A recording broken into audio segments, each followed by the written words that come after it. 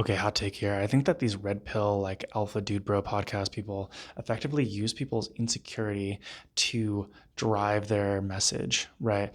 They take people's insecurity, whether that be financial, physical, or like emotional insecurity, and they utilize that to say that you do not fit into this idea of like what a hyper masculine, like the ideal like masculine man is, right? And therefore this creates a negative feedback loop, right? Because you're insecure because you don't feel like you fit into this idea of what masculinity is. And when you don't feel that way, then once again, you feel insecure, right? And it's a negative feedback loop.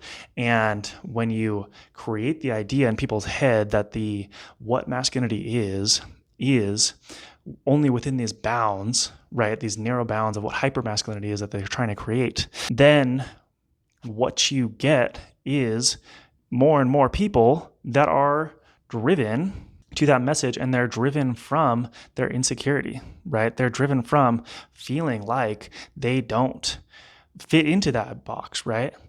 And so if you were to ask me exactly like why do these incels even exist in the first place, it's precisely because of this, right? It's because we are pushing people, like they're pushing people to feel insecure and invalidated in who they are, right? We're not pushing people to become who they are authentically. We're pushing people to be within these narrow bounds, within this narrow box. And when you push people to live inside of a very narrow understanding of who they are, then you're going to find that they're going to be more insecure, right? You're going to find that that's just the case, right? Because you don't feel like you're ever going to live up to this idea of like what it is, right? It's the exact same thing that drives, body dysmorphia.